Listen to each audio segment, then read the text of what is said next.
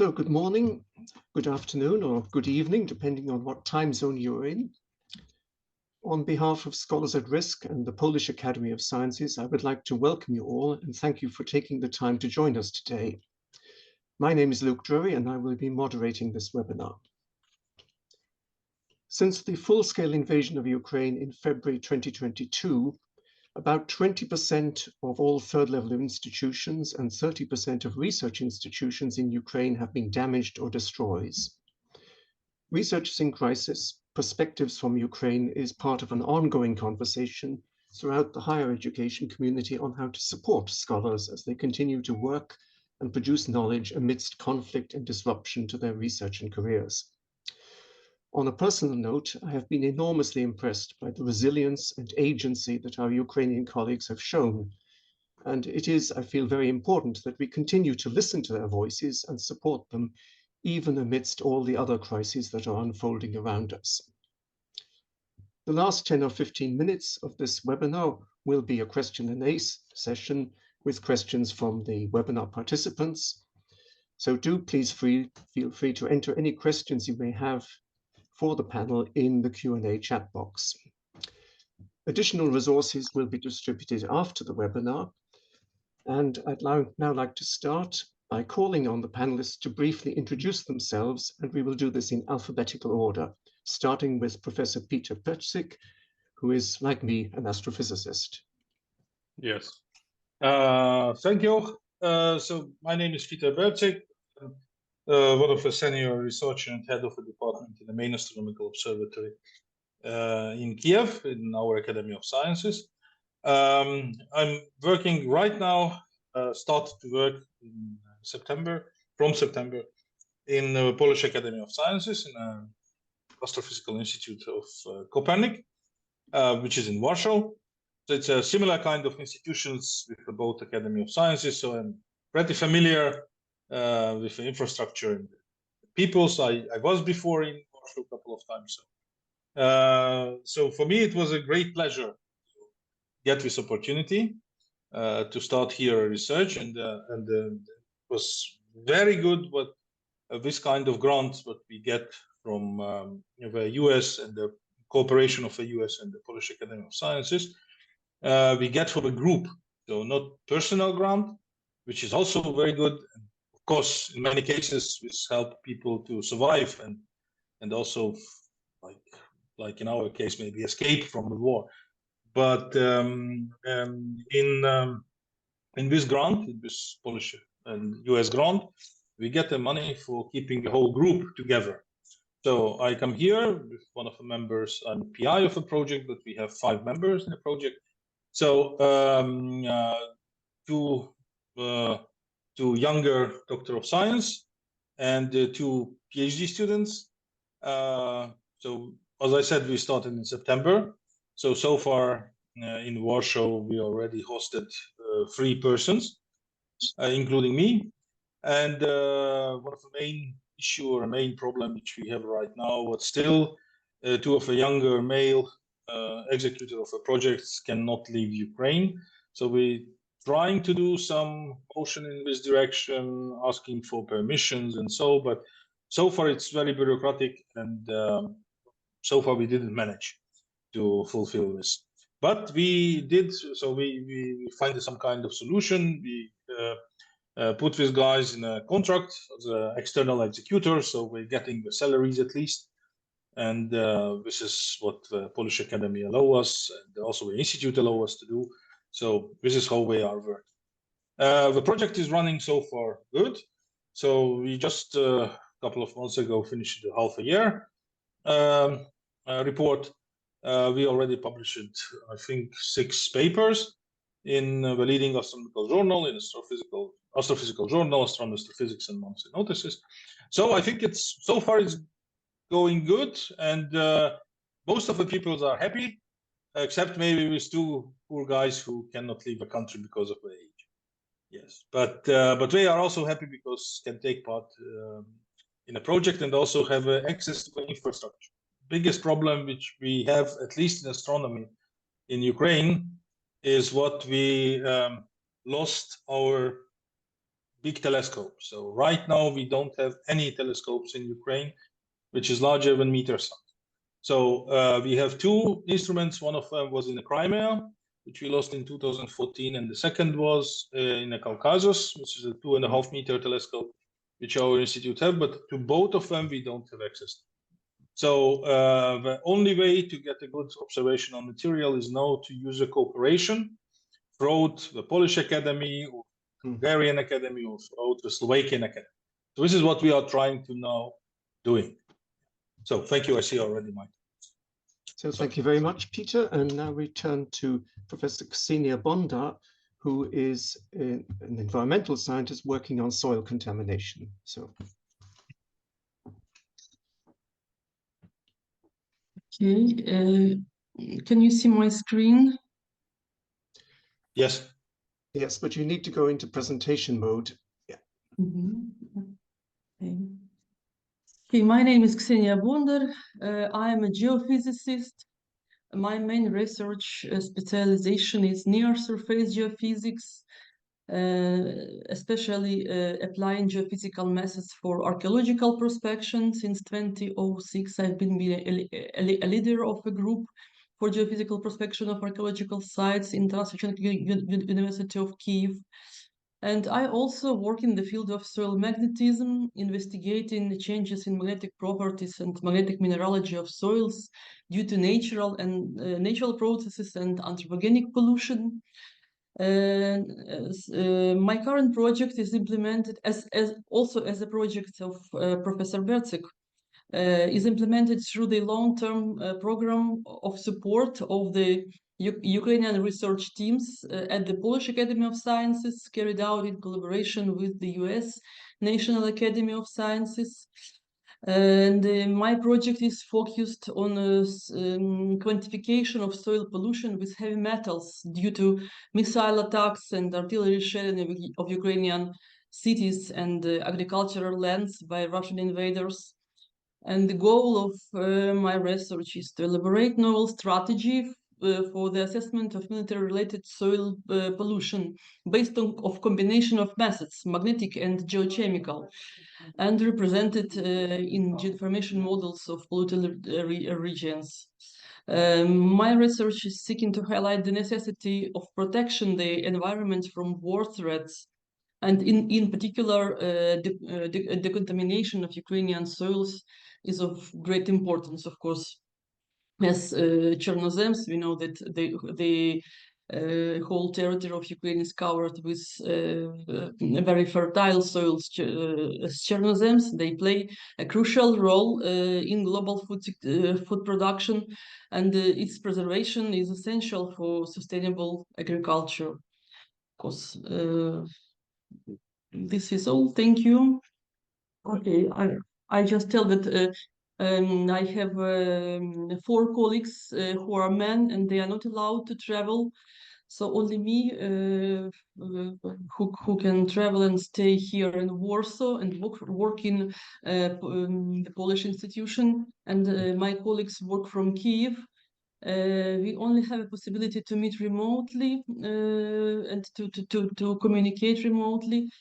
But as my project is related to Ukraine, and we conduct a lot of field measurements, field trips in Ukraine, so I travel rather often to Ukraine because of the needs of my project. And so we are happy that we can communicate, that we can continue our work, and we can survive, and my guys also can have a financial support, which is of course very important now. Thank you. So thank you very much. For those of you who aren't familiar with it, the Polish Academy has actually a very interesting and innovative scheme whereby they support principal investigators who are based in Poland, but support a team of colleagues working back in Ukraine. This is actually very important because we have to keep research on the ground in Ukraine alive. So it's a very good scheme, I think. So we now move I think on. it's one of the best ones compared to other ones. Marie Curie or whatever. So well, this other can be themes. something we should discuss this later Yes. in the panel Yeah, discussion, sure, but sure, I just sure. wanted to make that Sure. comment now. We move on now to two people representing the Marie Curie Skłodowska for Ukraine program, starting with Ross Chaika, who is a data scientist. So over to you, Ross. Thank you, Dr. Drury. Could you see my screen? We can see your screen. Great. So I am Rostislav Chaika. I am organizational psychologist, and last year I was visiting researcher at University of Groningen, Netherlands, under Maria Skłodowska Curie for Ukraine grant. And my research was focused on assessing the impact of war stress and coping mechanisms on career outcomes of Ukrainian data scientists, which I think could be extrapolated to all scientists and scholars. So we have this war context. I wouldn't repeat it probably, but why I decided to do this study. In most studies on the impact of war on scholars and academia, the effects are often taken as given. And while it's widely recognized that war negatively affects scholars, presenting brutal and inhuman experience, the exact mechanism of these impacts can vary significantly from one conflict to another, and even within the same conflict. Interestingly, the nuanced experiences of surviving and varying intensities of war are often better depicted in fictive literature than in scientific studies. So these gaps highlight the need for more detailed research into the specific psychological mechanisms at play. The research questions that I have, I aimed to understand how war affects scientists engaged in highly complex work and what helps them remain resilient and productive. And interestingly, I indeed find some data scientists that manage to improve their well-being and career outcomes despite the war. So let me share some insights on what helps them achieve this better results. And a little bit disclaimer, I am not suggesting that researchers are better off developing resilience and staying in war-affected countries. And my qualitative studies shows that those who relocated abroad during the war demonstrate much better productivity and career outcomes. My research is more aimed to understand what impacts career results for those who must stay in Ukraine because couldn't leave Ukraine for various reasons, and how can we help them remain productive and achieve better career outcomes. So what about war stress? War stress consists of multiple challenging factors. It includes trauma of being an internally displaced person, maybe a psychological impact of PTSD. Scholars face worse work conditions, often adapting to online work and pressures of internalization. Additionally, layoffs, salary drops, shrinking number of vacancies increases the stress, making it harder for data scientists to maintain stability and productivity. But as I say, condition differs. This is in red is war-affected regions of Ukraine. There are different other regions. We have a little bit statistics how people are flooding from war-affected regions to other regions of Ukraine or to other countries. We have statistics how number of vacancies drops, how vacancy response grows, and my research and design was based on some theoretical background, was grounded in several core theories. Here it is, and this is a research diagram that illustrates the research design. Basically, each individual possesses various resources that aid in managing stress. Additionally, individuals face different stressors, apprise the war situation in different ways, and employ various coping styles to handle stress situation. And due to time constraints, I will not go into further details now, but you can review the presentation later, or maybe I will have an opportunity to explain this in details at another event. In short, every individual has their own resources, and availability of these resources impacts career outcomes. Here are some information that you could see later. Also, every individual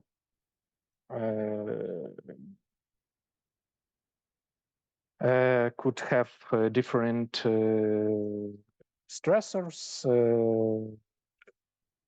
and I assess it as milestone stressors, daily stressors, duration stressors, appraise it in different ways. And also we have different coping styles for different data scientists, which I will not also go in details. You could see it here. But let's see some results. And yeah, and we have career outcomes as objective career success, such as salary growth, subjective career success, and employability. Data was collected this year. We have around 200 fully qualified respondents. You could see descriptive statistics later. And let's see procedure results, which is probably most interested for us now. So impact of resources. First, career adaptability positively impacts both subjective career success and employability. So this is quite intuitive. Greater adaptability leads to higher subjective career success and increases employability. Also, secondly, and it's more interesting, identifying yourself as a part of society or nation during the war also positively impacts career success and employability. This is due to the benefits of group or communal coping wisdom. Additionally, having sufficient and satisfying friend support also helps and contributes to better subjective career success and employability. And meaningful life is also crucial. Can you finish up, please? We can analyze this in detail in the discussion later on. Okay. So this is resource impact on career success and impact of coping styles. Yeah, the only thing that impacts salary growth, for instance, is humor, coping styles, and sense making, acceptance, active coping, planning, and acceptance is also play a crucial role. Yeah, thank you very much. So thank you. There are a lot of interesting things there which we can pick up in the subsequent panel discussion. So I'd like to move on now to our final panelist, which is law professor Katrina Latisch, who is interested in digital forensic, open source information gathering, and its implication for situations such as that in Ukraine. So over to you. Thank you so much. Thank you so much, Professor, and thank you so much for inviting me and having here, and for all participants to come. My name is Katerina Latisch. Originally, I'm from Kharkiv, Ukraine, from Yaroslav Mudry National University, where I have been teaching criminalistics, forensic science, and investigation techniques for the last 8 years. But when the full-scale war started, I fled to Lithuania with my child, where I continue my research with regard to investigation techniques, but from digital perspective, how digital forensics could be useful to overcome accountability gap, because all of us saw these terrible war crimes in Bucha, Izum, Irpin, but at the same time we have a lot of struggles how to conduct investigation actions in the territory which is occupied, or still it is dangerous, for example, as it's in Kharkiv during the missiles, and again how we could collect evidence, because it's crucial to have justice on these circumstances. And I ran the project. I received funding from Maria Skłodowska-Curie for Ukraine. And you could see on the screen the full name of my project. And it's not only about digital forensics, but also how we could use artificial intelligence as a tool for collection of evidence. Because for Ukraine, these topics are quite new. We don't have any practice on it, but I know that in international, we have a really good international experience. So the main aim of my research is to produce the knowledge which could help not only even for Ukraine, but overall globally. I believe in that. Of course, I understand that it's too ambitious, but anyway, I have this inspiration. Using these QR codes, you could go through the links with which describe my personal story, how I fled and how I find the inspiration for my project, and it helps me to feel a part of my Ukrainian community and of my home country to help and as well to contribute to the country which host me, and for the university which host me, and the scheme which provided me the funding that I could survive. And in accordance to this Maria Skłodowska-Curie scheme, I also allowed to travel to Ukraine and to continue my research on the ground because, as I said, there have been a lot of war crimes, and find trying to train these techniques like open data source and as well as artificial intelligence, and how basically to do all this evidence to make them accessible and admissible for the court purposes that they could evaluate as evidence. So thank you so much. So thank you very much to all our panelists. I think you can see that we have a diverse range of interests and specialities here, but there are some common themes, I think, emerging, which are access to facilities, ability to carry out field work, ability to support early career researchers. So these, I think, are some of the things we should now explore in the panel discussion.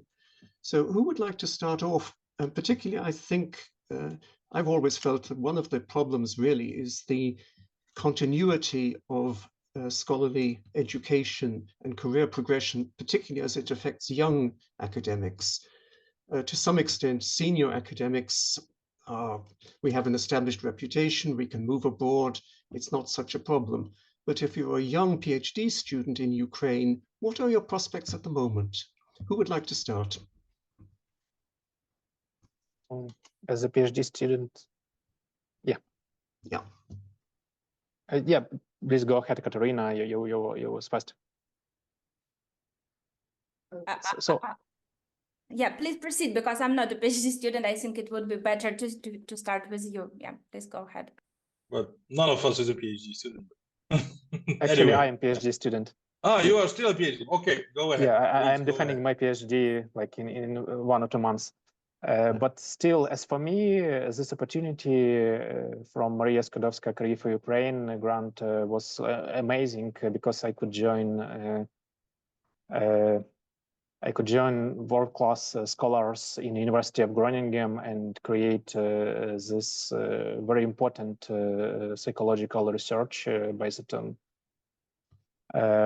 very, very grounded theories and good methodologies, which I think couldn't be possible if I would stay in Ukraine. And they funded me salary, so I could concentrate directly on the research. Yeah. And I could work. Yeah, I'm trying to cope with this work stress, but as I say, it's much easier to do research when you're not waking up at night to take your kids to the shelter, or when you have a little bit predictable life still for your research. So for me, it's definitely plays out. Yeah, who else would? Katerina, you wanted to come in on this? Yeah. Yes, I could. Thank you. I definitely agree with Ross that it's also the issue of to be in safe conditions. It's very important when you are doing research. But also from the perspective of early career researcher, I could say that definitely we have problems of with international networking, like lack of this networking, and of course it's very complicated when you fled to the new country to find the university, to find the colleagues with whom you could work and who could actually support you. But I could also say again with regard to visibility, when you're a senior researcher, a lot of people you know, and you had a lot of articles in very high level journals, and of course it's not so complicated as for early career researchers, but at the same time I could say that good positive moment because when after the full-scale war started, we feel support from our international partners, and we could establish this networking, and we're very thankful for that, because it's crucial for us. And also we have different a little bit different system of higher education and how to publish articles, and of course we don't have a big practice how to publish in a very high level journals as well, and to do all these things. So yeah, it's very challenging, but thank you so much for this support. Yeah. Peter wants to come in, I think. Yes, just a very short. So of course, it's especially for the young people, it's clearly, this is a very good advantage, just going abroad and having a PhD abroad. But it's also a big threat, honestly. So it's been in a sense of the science in Ukraine. So I absolutely understand what the young people want to move around the world. It's good and it's fine. Yeah, but this can be or can result as a brain drain from Ukraine. So you understand what in a scale of 3, 4, 5 years, these people probably didn't return back. Yeah. So this is why I think it's important, especially this type of grant, which we have in the Polish Academy and this LTP project, because in this case, the group of people can stay together, even if they are working in a different countries like Poland or Ukraine, but they are doing basically the same work. You know, they are still in a same branch of people. Yeah, so we are same in the same department and so and so. So we are not lose the connection with Ukraine, but you, instead of losing a connection, and you're getting more possibility to going abroad, but come back and keeping a connection with Ukraine. So I think in this sense, the LTP project is especially very good. Thank you. Yeah, a term which is sometimes used is brain circulation rather than brain drain. But yes, I know this term, but in reality, you know, it's always usually it ended up with a brain drain. Mm-hmm. Yeah. Can I also add a short comment? I want to warn you against the consideration that everything was fine in Ukraine, especially in the system of higher education and science. And suddenly, with the outbreak of war, the situation changed dramatically for the worse. No, for decades, the science has been underfunded and undervalued. And of course, this is the main cause of brain drain and our problems. Now funding is barely enough to support the educational work in the higher educational institutions. And lecturers and professors, they are overworked, and they simply don't have opportunity to engage to be engaged in scientific work. And of course, this leads to weakening of the position of universities as research centers. And this situation, of course, is significantly aggraved by destruction of scientific infrastructure. There is also a gap between higher education and labor market in Ukraine. And these are the reasons the higher education system is not popular among young people in Ukraine, and young researchers, of course, strive to find other possibilities like moving abroad. Thank you. Yeah, it's a very valid point. Ross, do you want to come in? Yeah, I just wanted to comment on this brain circulation, brain drain topic. As I don't know how I could be an example, but yeah, I was 1 year as Maria Skłodowska-Curie for Ukraine fellow in the University of Groningen. Now I am returning back to Ukraine, and I'm now 2 weeks in Ukraine, continue my work and defending my PhD and publishing papers. So, and I have a lot of colleagues, my other PhD students who stayed in Ukraine, and situation is not very good for them. They have a defense in 1 year, and then like not so much work done for this time. And also, I have a couple of colleagues in Netherlands who was either born in Europe or emigrated with their parents to Europe and became scientists in Europe.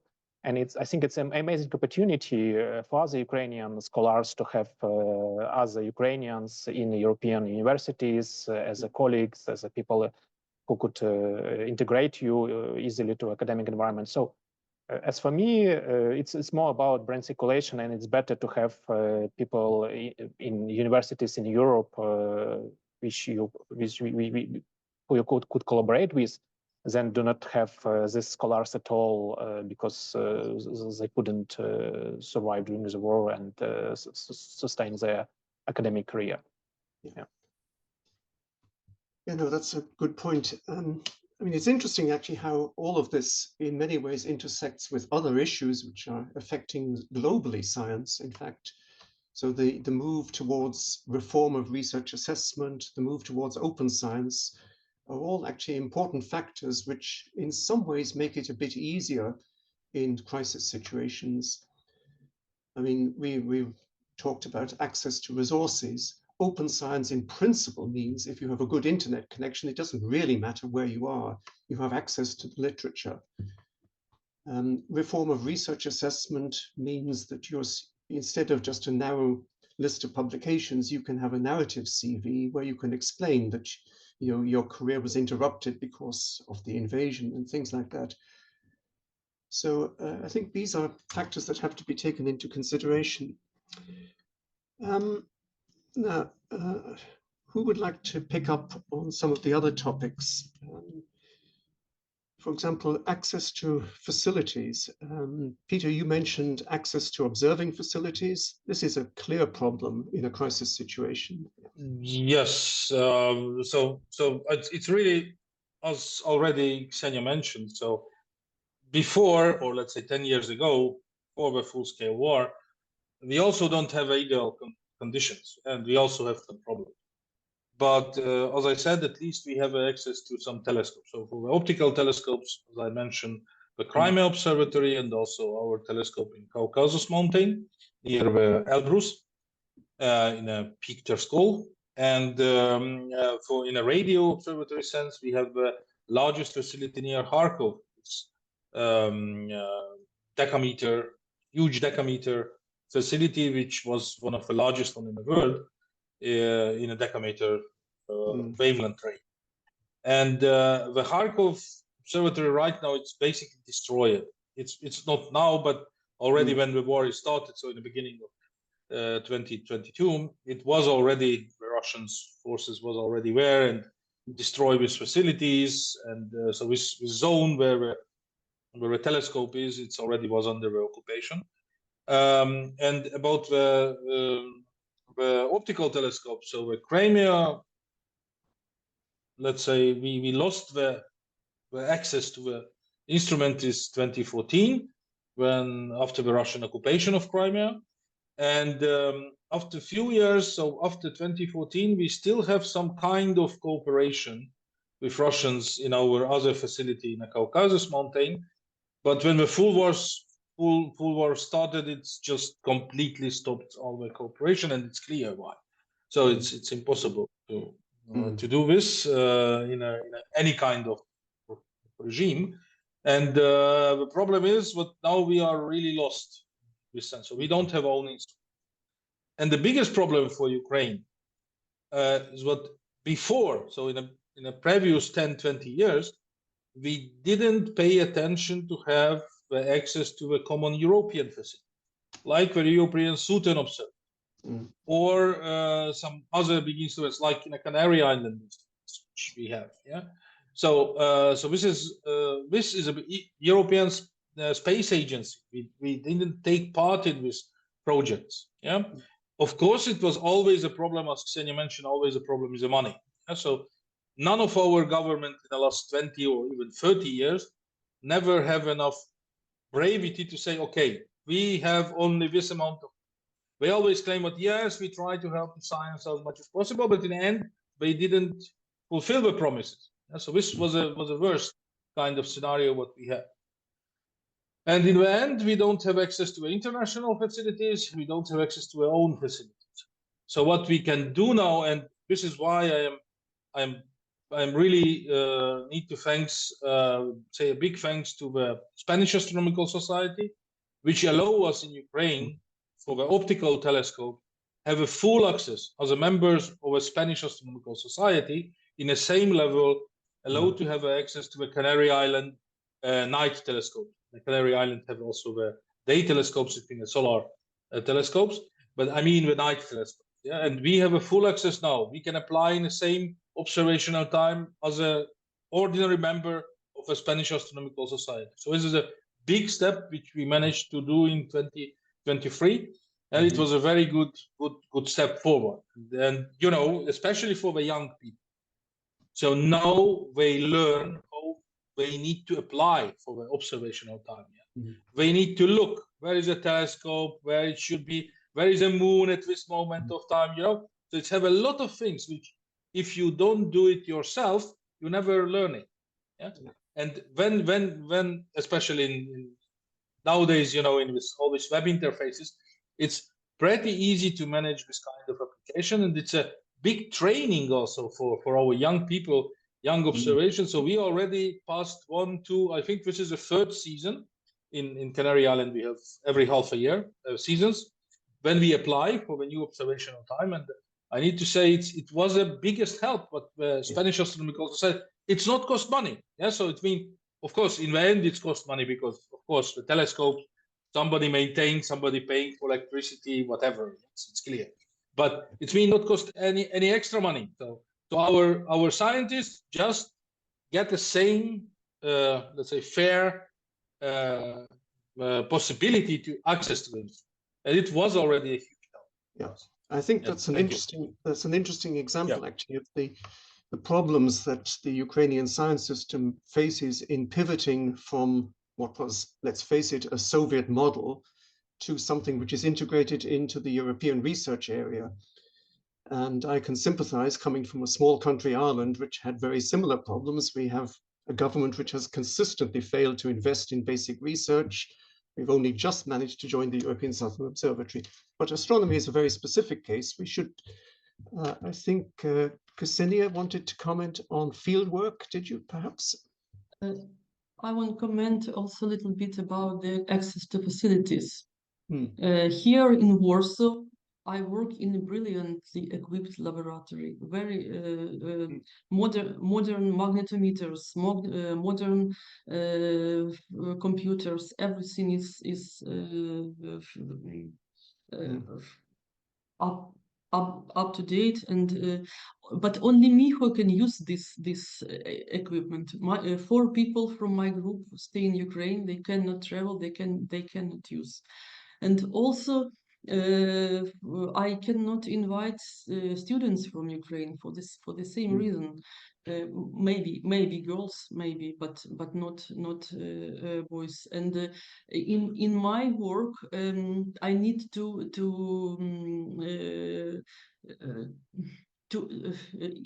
if I have a student or a PhD student, I have to show him or her how to work on this equipment from person to person. You know, this is not a knowledge, this is like a skill.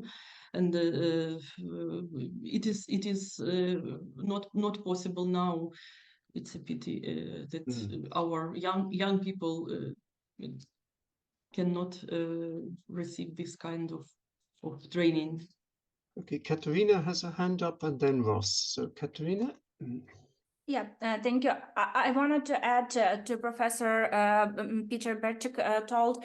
Also, yes, it's the lack of resources and equipment, but I would like to comment from the lawyer perspective, from the investigation process, for example, seismological stations, because, for example, in the case of Novakahov condemned, our international partners with seismological stations helped to prove initially, at least, and collect all this evidence about the process, how it was committed. And the second point which I would like to add, that it's not only about equipment, because it's understandable that it costs a lot, but also about lack of methodology and lack of techniques which could be provided also for our Ukrainian colleagues in a distance, and to teach them how to use these new methodologies and techniques, because as Professor Jory, I'm sorry for my pronunciation, told us that yes, we have especially in academia some kind of post-Soviet period, and we need to enhance our methodology. Also, we see it very clear in this investigation process. So I think it's also very important to mention that we could contribute also from this part, and to support this argument with brain circulation, but not drain brain, because again, we could do it simultaneously together with our Ukrainian colleagues. And yeah. So Ross.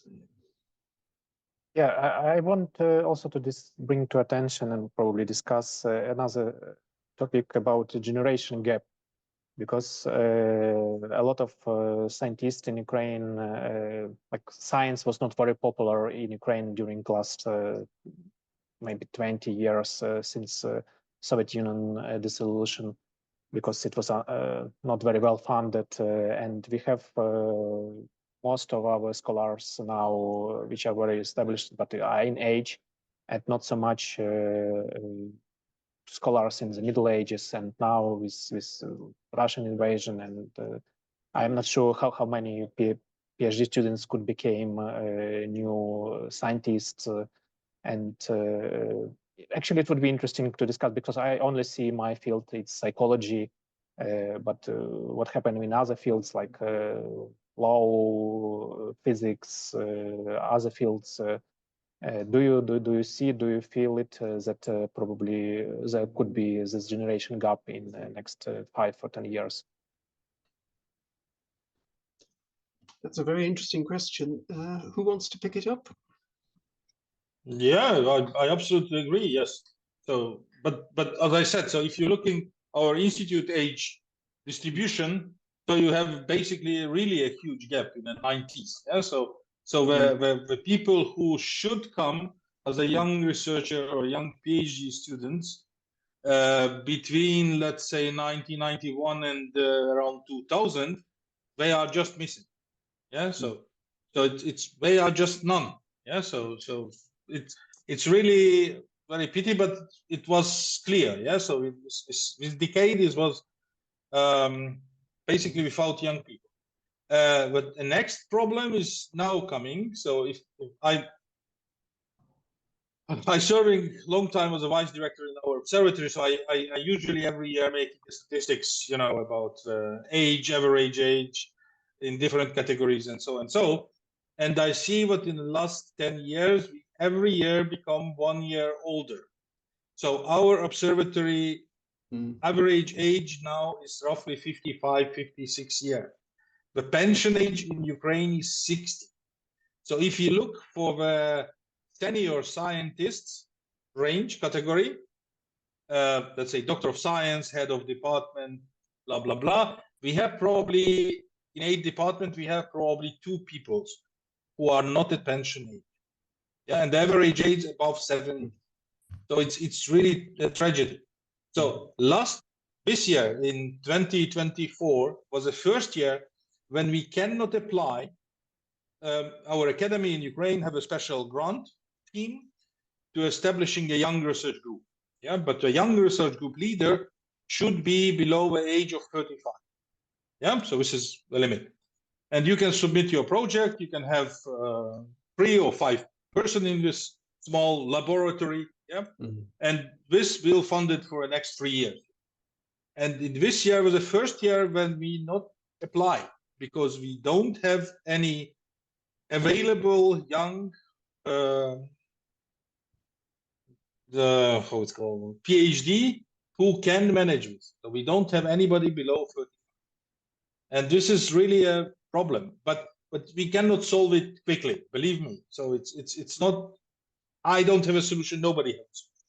The solution is have a financing decades, and only after this you can get something growing. So sorry, it's very pessimistic, but this is what we have now.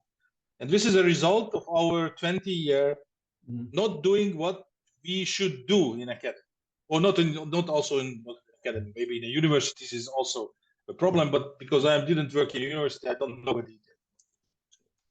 Yes, please. Sorry, Ksenia. Yes, go ahead. Yeah, Ksenia? Just a short comment on what Professor Peter Bercik already said.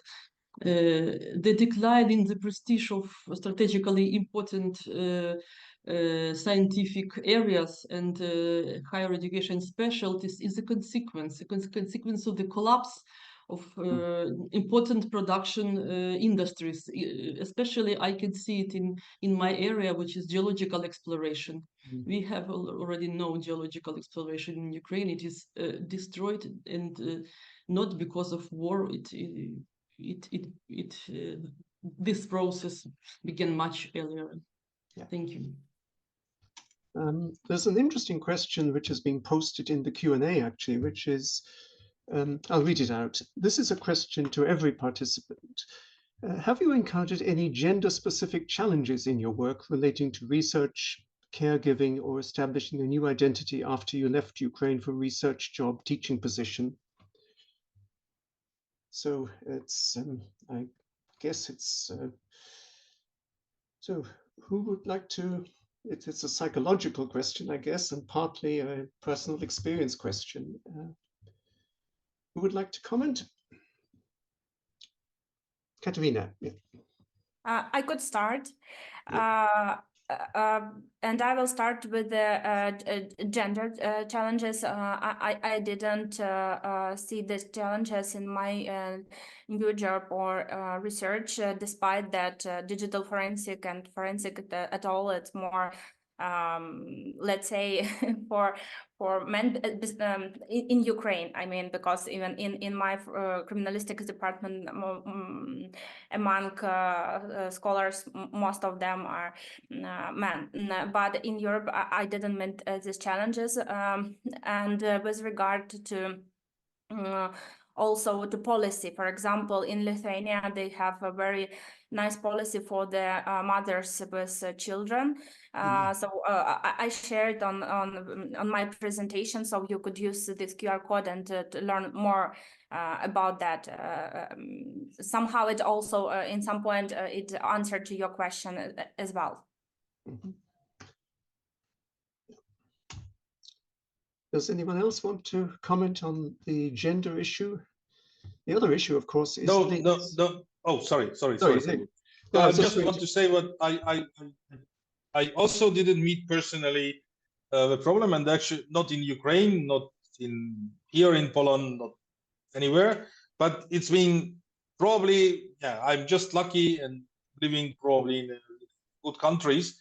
And in observatory, I just want to say what I think we have more women. So if we count the man-woman proportionality, 50-something, 55% or whatever, it's a woman proportionality. So in astronomy, I don't know, it's probably not typical, our observatory in this sense. I know in the different observatories the ratio is different, but yeah, let's say in Kiev, in the main astronomical observatory, we have slightly more women working in astronomy as a professionals compared to men. But yeah, the other issue I wanted to, as we're talking about obstacles, is the linguistic one. I mean, we are talking here in English. English is de facto the lingua franca of science. But what I hear in other fora sometimes is that this is a problem for some early career researchers, particularly in Ukraine, who may not have terribly good English competence. So, I mean, is this an issue? If so, how should it be addressed? Ross, yeah. No, let me, definitely English language is the issue, and like people need to know English to communicate well. But I would probably like to say that not language, but culture also is an issue, and especially during the war. I always have this example. I have to do trips every month back to Ukraine during my fellowship in the University of Groningen. And it was really hard to switch between how people live in Ukraine when nobody planning anything more than 1, 2 days, 3 days. So like planning for 1 week is completely hard in Ukraine now. And switching to Netherlands when everybody are planning years ahead or months ahead. And it was always, and it's only one example, while it was really hard. For instance, sometimes I wrote to my wife to Ukraine, okay, let's plan something 1 month ahead. And she said, okay, it's impossible, we couldn't plan anything. And sometimes I try to use my Ukrainian skill to not planning anything and do everything spontaneously, and ask, okay, let's meet some scientists, let's meet tomorrow. And they were also not very happy with this approach. So I would say that it's only one example. There are a lot of other examples how culture in Ukraine differs from culture in different countries of Europe, and especially how culture of war-affected country differs from culture of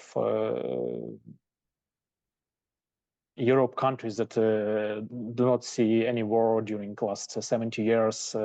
I remember how shocked I was when I first came to some networking group, and everybody was doing the small talks about where did they go last day, or what did they buy and in these talks actually seems something very different the talks I have in Ukraine, when everybody are more concentrated on survival and some really meaningful things like how could we earn money, how could we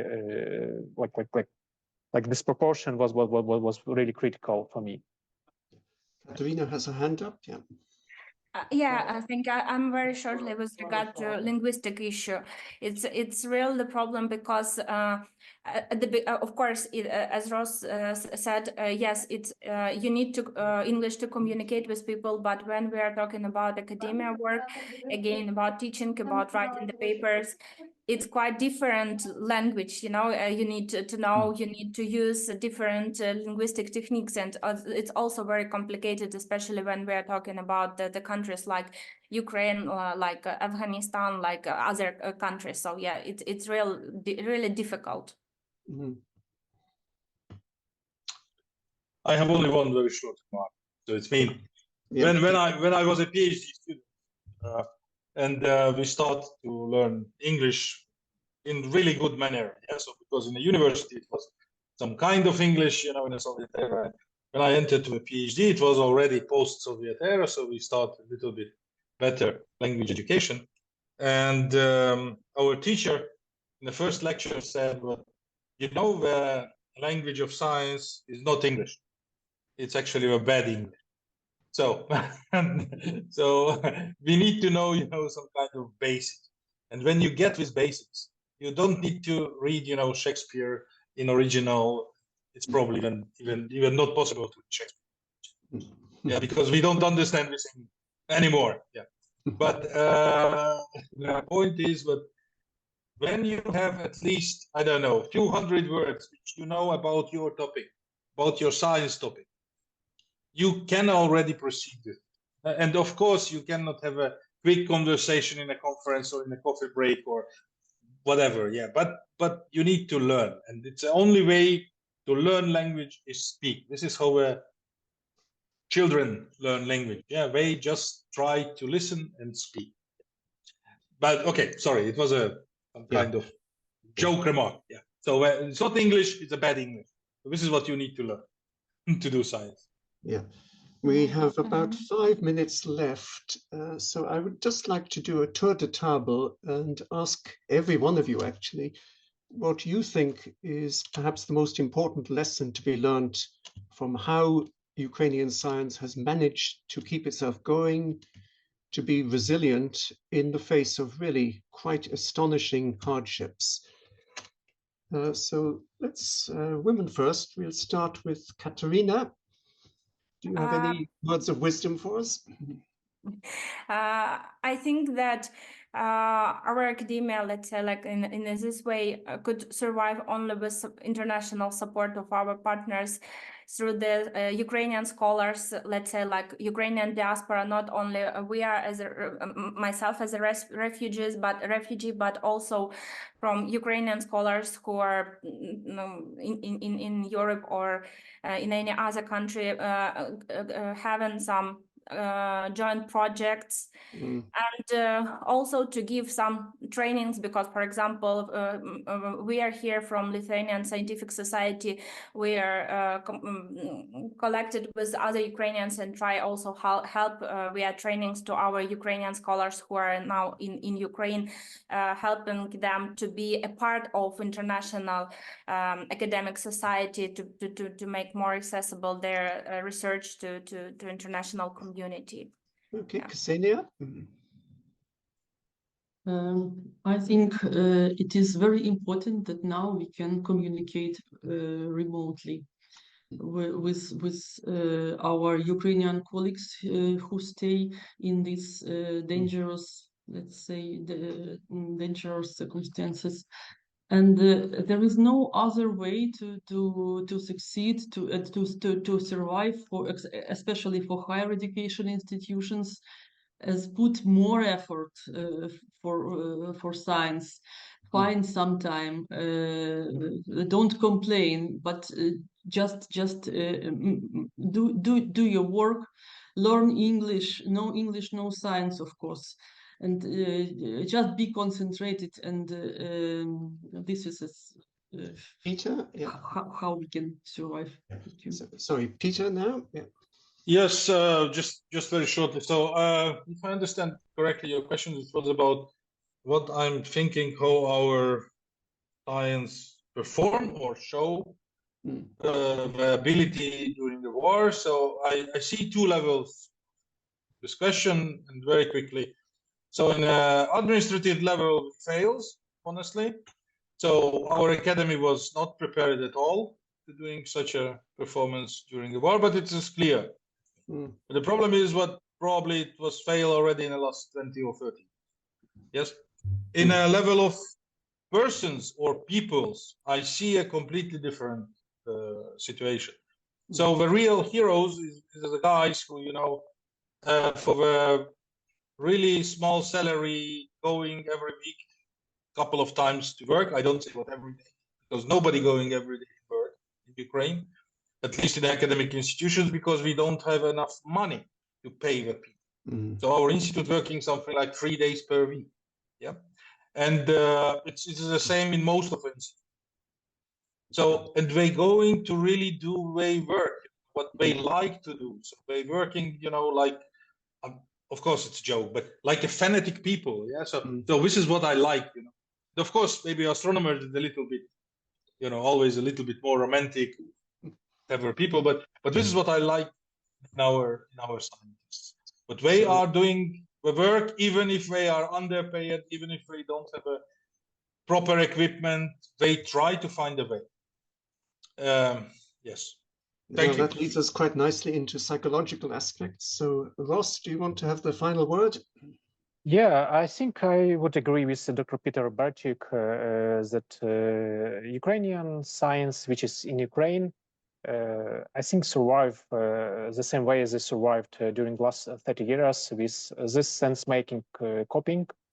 Just people love what they're doing, they love science, and it helps them a lot to go through all the struggles.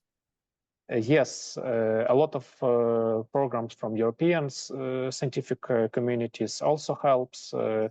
Relocation, a lot of people to Europe also helps. I remember at the beginning of the war there were a lot of such programs.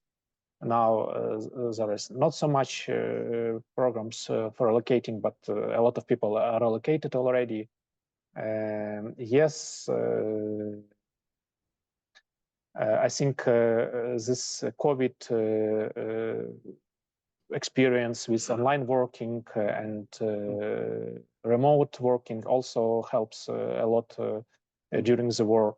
But the first thing is just people are loving the science to do it. And as Dr. Peter said, as fanatics, they're working despite of everything. Yeah, I think that's a good note on which to wind things up. Clarissa, there is one final question in the Q&A. Do we have time for it? Okay, there's a question. What happened to longitudinal studies that were ongoing after war? Were researchers able to continue data collection? I guess the answer is probably not, but is there anyone here who was engaged in longitudinal studies? Ross?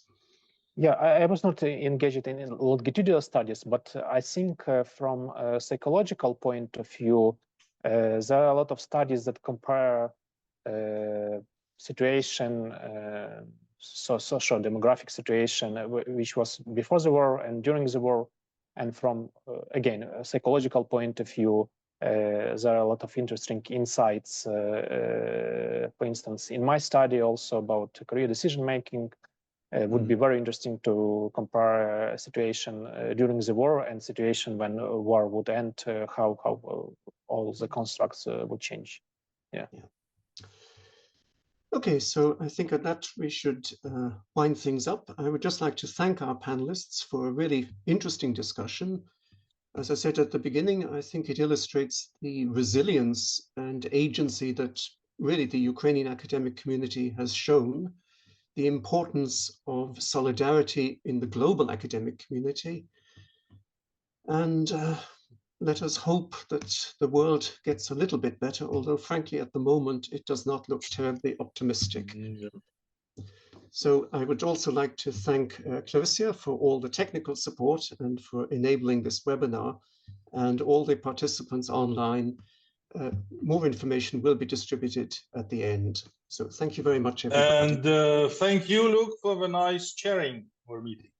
Yeah. Thank you very much. Thank you. Thank you. Thank you very much.